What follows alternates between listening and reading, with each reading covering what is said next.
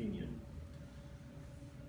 The fifth chapter of this letter is of particular relevance here, depicting the trials of Christians living in a hostile world.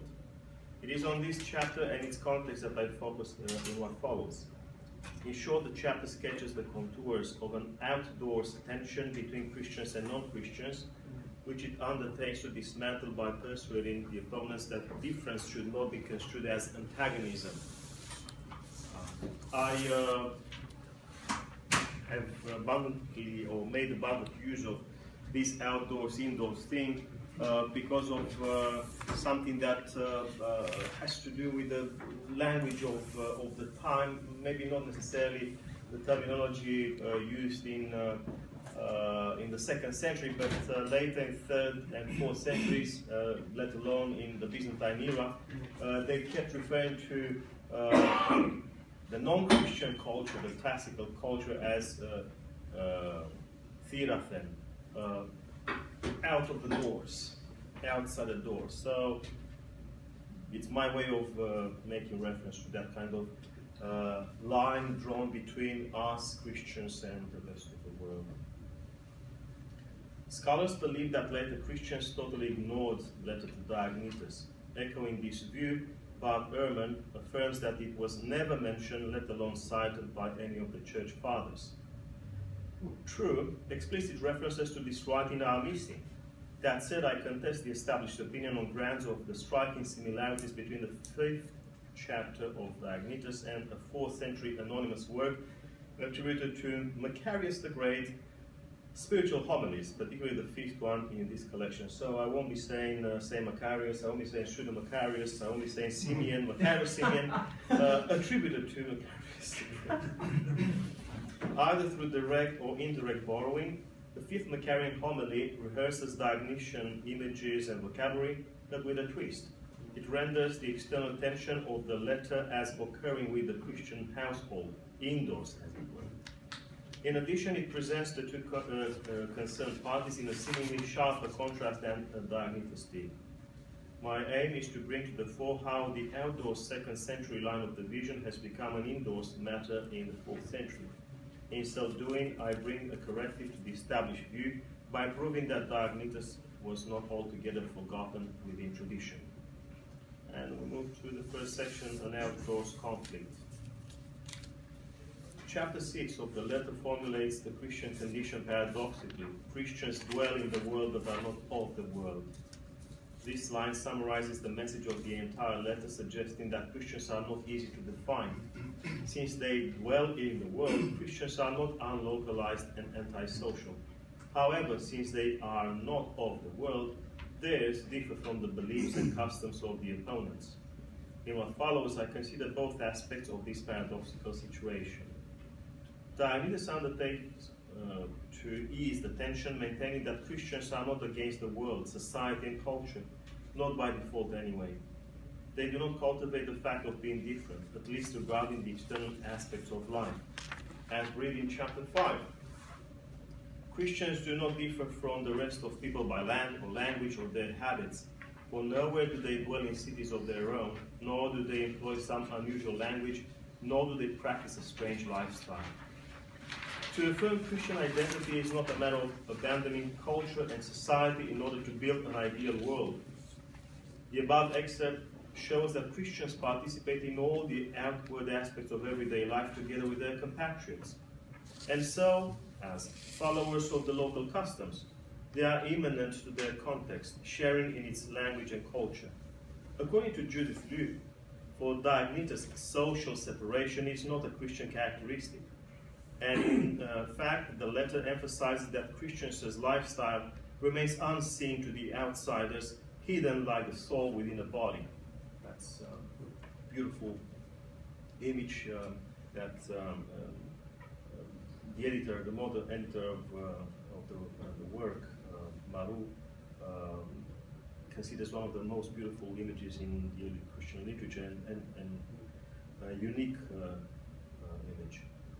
This means that Christianity is first and foremost an interiorized commitment to Christ, not an antagonizing display of differences. That said, their immanence to the world does not mean complete homogenization. Again, in chapter 5 we read, whereas they, that is Christians, live in either Greek or barbarian cities, depending on their lot, and follow the local customs in regards to clothing, food, and the other aspects of life, they display, however, an astonishing and admittedly paradoxical condition of their way of life.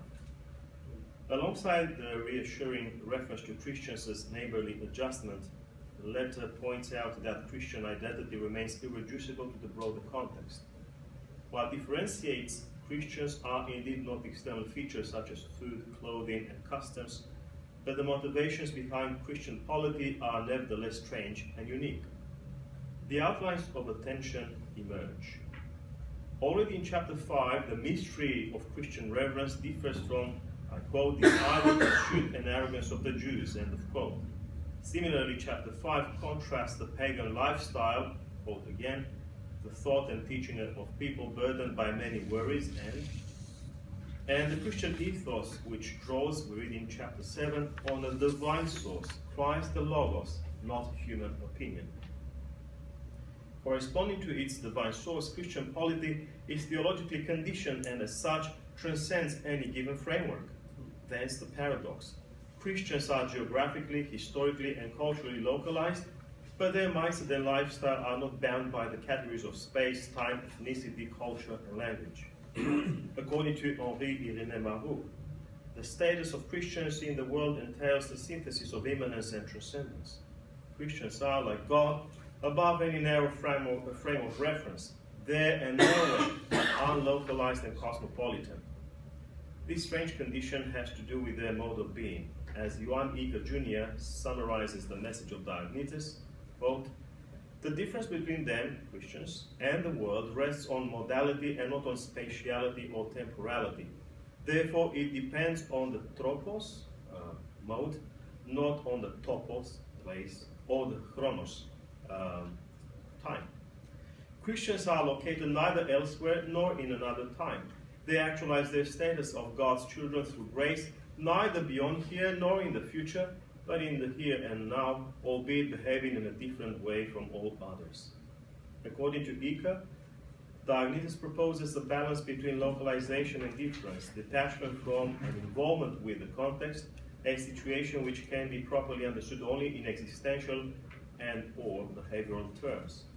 As we read in Diognetus 5, Christians, I quote, reside on earth but live as though in heaven, end of quote, and I'll be returning to this phrase later on. On this note, I turn to the aspect of difference.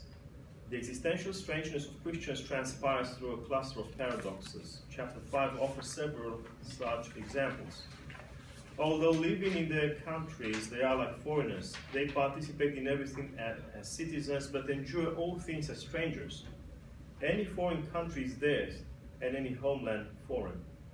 Paraphrasing Lewis' words, Christians appeared as crucified between their internal self-identity and the external observed identity. The status of being there but not belonging anywhere, observes George Florovsky, echoes the words of the Lord in John 8:23, John 17:14 to 16, and other scriptural passages such as the second letter to Corinthians, chapter 6, verses 9 to 10. According to R.G. Tanner, there are obvious here likewise reverberations of the Stoic universal world society and the Epicurean need to live in hiding, two classical standpoints situated at the opposite ends of the spectrum. Whether scriptural or philosophical, or rather both, this depiction points to a dramatic tension which originates in Christians' sense of difference from their context. Chapter 5 reasserts the difference in ethical terms that evoke the common charges of licentiousness leveled at Christians by their opponents. I quote, dwelling in the flesh but not living according to the flesh, end of quote. Christians marry and have children like all do, yet they neither destroy their offspring nor share their spouses. Their participation in the natural rhythms of life does not preclude Christians from fully affirming their identity, despite they being misunderstood, marginalized, and even persecuted and put to death because of their strangeness. Throughout Diognetus, the paradoxical status of Christian identity is inextricably linked to martyrdom. The conflict is obviously present, but according to the letter, it is only inadvertently and indirectly triggered by Christians given their faithfulness to a different ethos. As they do not seek to affirm their difference, they never retaliate either. Instead, they, I quote, love everybody although they are persecuted by all, and also do good whilst they are punished as evildoers, end quote. The author reflects further on this positive attitude in chapter 6, where he or she, an anonymous letter, develops the celebrated analogy of Christians as the soul of the world. I think this is something that we could look at more seriously in this anonymity in many early Christian texts. My hunch is that many of these anonymous authors were women.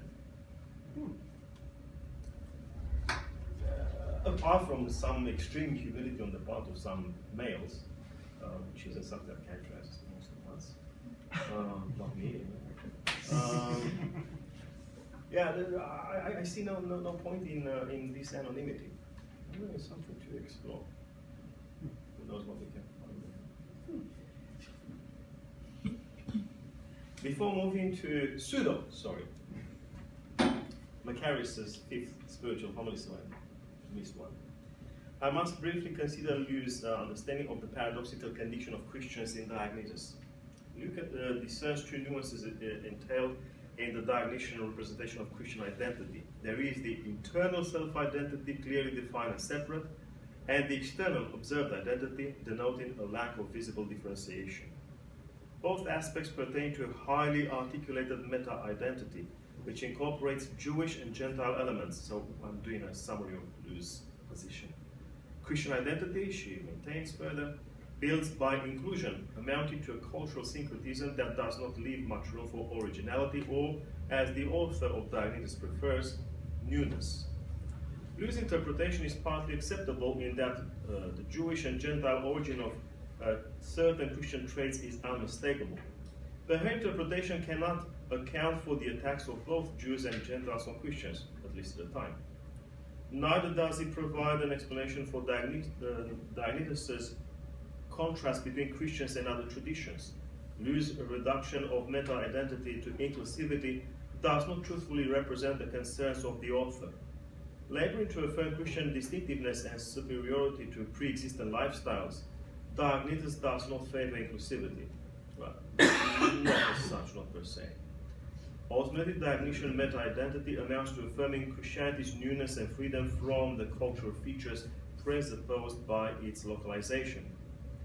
Yes, Christian identity includes, but it likewise surpasses neighborly parameters, for instance in the clear affirmation of loving the oppressors, which is something that actually Lou misses altogether in the chapter dedicated in her book to Diognetus. There's no reference to love, whereas Christian love is one of the hallmarks of the message of the letter. It's what makes Christianity distinct.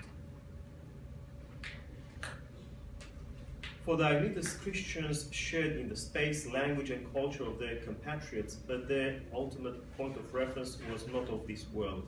The parties being incommensurable, there was no cause for conflict. And this is something that usually is ignored by the scholars of Diognetus.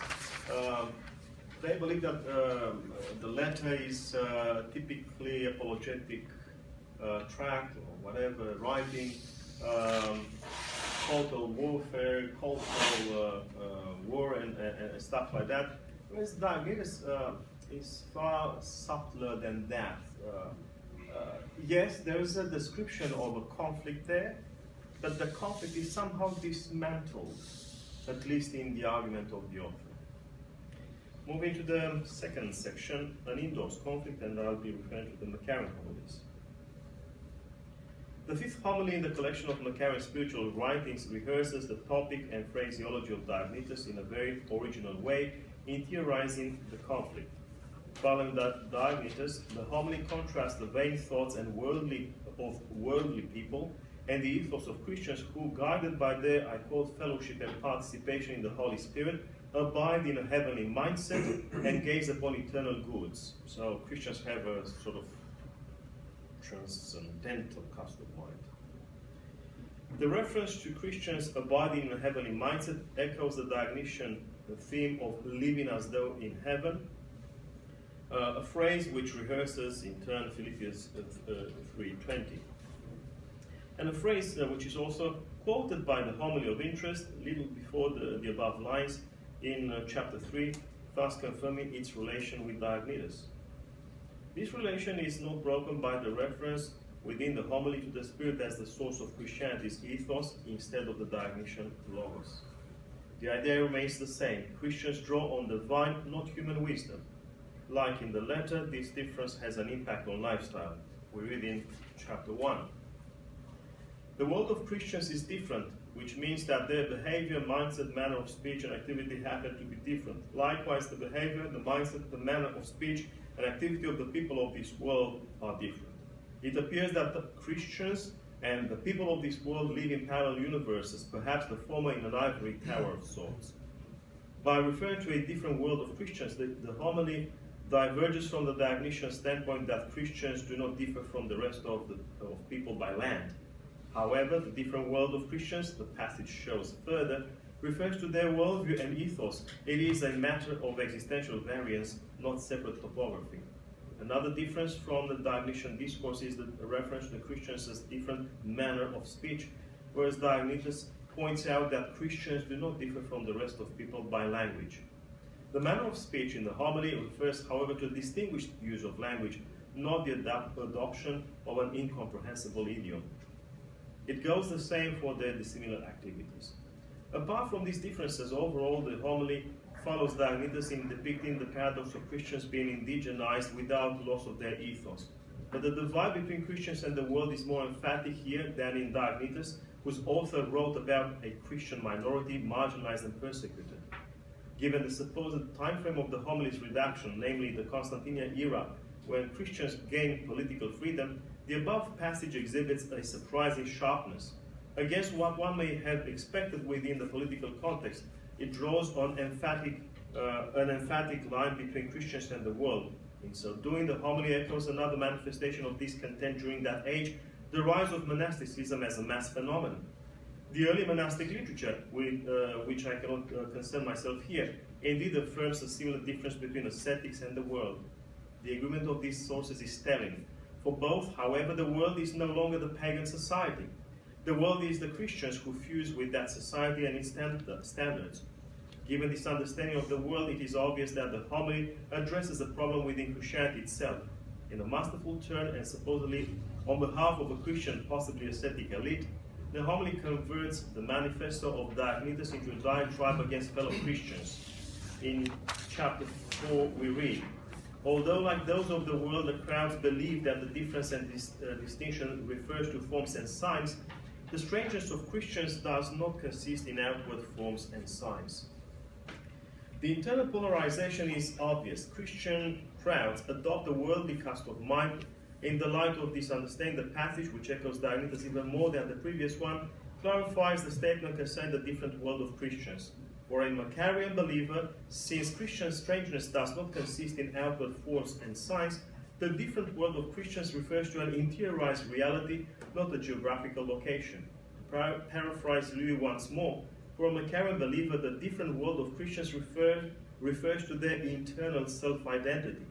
In turn, the crowds take it to signify a different space and its corresponding attributes, an external, observed identity. This is definitely no longer the Dionysian universe where used categories represent the two sides of a coin. Here they designate two different Christian groups, nurturing different understandings of the Christian ethos. What we read within the above passage and its context is that, like the people of this world, and not unlike the Jews of Diognetus 4, the Christian crowds are interested in outward forms and signs. Their identity transferred from within into the open amounts to religious formalism. For them, to be a Christian is about external distinctiveness. This being the case, then the diatribe against worldly Christians could be likewise aimed at the idiosyncratic monks of the second generation. If that were so, the homily adds to a chorus of accusations.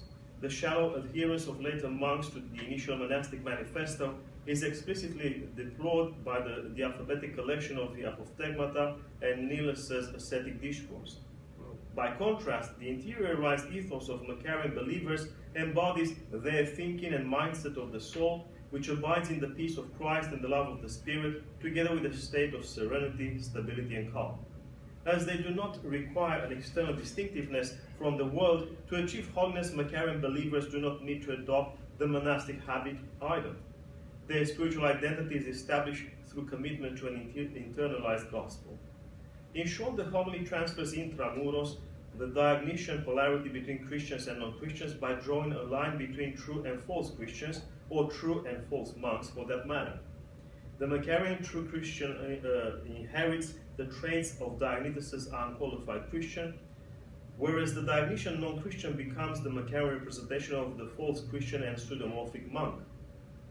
The outdoors line of division in Diognetus becomes in the homily an indoors partition, a move which very likely reflects the reaction of certain elitist milieus to the degradation recorded during the Constantinian age of Christian and monastic massification. Apart from this variance of focus, the commonality of concerns and phraseology proves indisputably that the Macarian fifth spiritual homily draws on Diognetus, directly or indirectly.